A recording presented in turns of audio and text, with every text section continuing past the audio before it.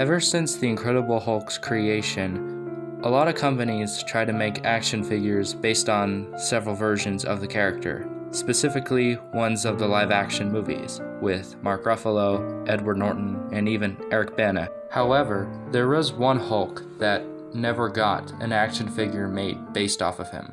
We're talking about the 1977 The Incredible Hulk figure with Lou Ferrigno. This figure was never produced or made, which was strange because the show at this time was incredibly popular by both fans and critics alike. So, never making a figure based on this Hulk is quite upsetting. So I made one. Boom. Oh shoot. So I accidentally filmed this part vertically, another footage vertically, but the rest of it is going to be tilted sideways, so don't worry. So the figure I decided to use was the Marvel Legends Warpath figure. I used this body because I think it would look great for a Lou Ferrigno Hulk, plus another YouTuber did use this body mold, which goes by the name of Green Goblin. I will leave a link to his channel down in the description. He also made a bunch of other figures based on the Lou Ferrigno version of the Hulk, so I would highly recommend checking those videos out. He is very talented. And yeah, anyways, this is the body I chose. So the next step I needed to do was to pop the head off, as well as removing the gauntlets, belt buckle, and those little bitty things on his legs. And yeah. And once those are removed, it is time to start painting. And yeah, that's what those look like. But it's painting time. Now I want to give you guys some advice first. I recommend using some spray paint, especially in this color, and not using regular paint on the figure, because if you do use regular paint, it will chip.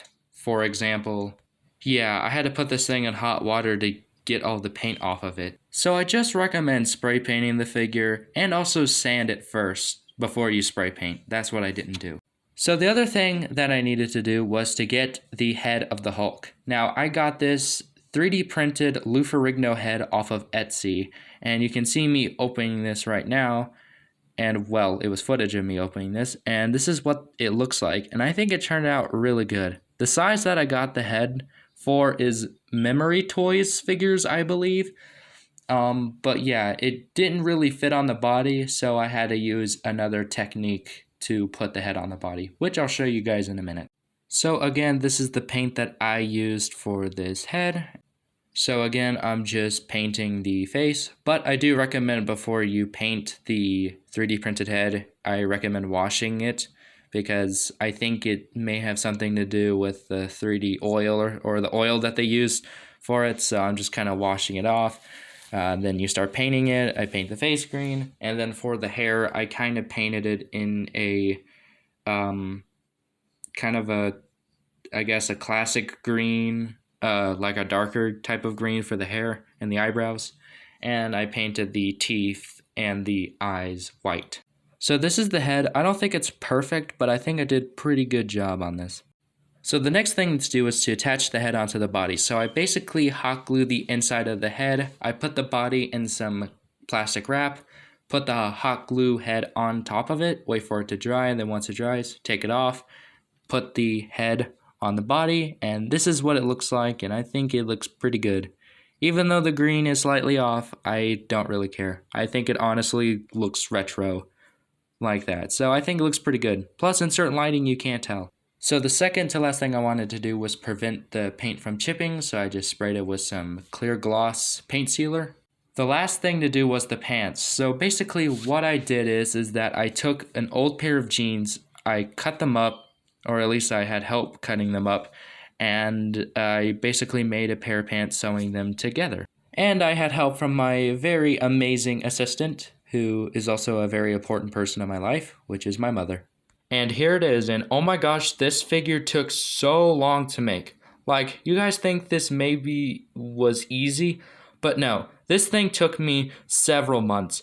Like, I started this project in like mid to late January, and it's already mid-March. And yeah, it just took a long time, probably because of the painting process. But yeah, anyways, I really like this figure. I think I did a pretty good job. Let me know down in the comments if I did really good or not. I know the green is a little bit off on the head, but I really don't care. I think it actually looks pretty cool. And I also added little tears on the bottom of the pants. And I also tightened them a little bit. Or, well, I didn't. My assistant did, which you know who that is. Anyways, this is a pretty good figure. I'm not going to lie. Just, yeah. What do you guys think? Let me know. I think I did. Did I do good or did I not do good? Anyways, let's do some size comparisons. So here he is next to my Bruce Banner figure from the Marvel Legends Grey Hulk and Bruce Banner 2-pack, and I think it actually works pretty good. You know, Lou Ferrigno's Hulk isn't massive, but he also is, taller. And then here he is next to the Grey Hulk himself, and I think it's good. Here he is next to MCU Hulk, and yeah, and here he is next to Red Hulk, which I did some custom. And here he is next to Wolverine and Spider-Man. And yeah. Anyways, that was this video. I hope you guys liked it. Make sure to like, comment, and subscribe. Let me know what other figures you want me to make. I have another one coming, and I'll see you guys later. Stay Spidey-tastic.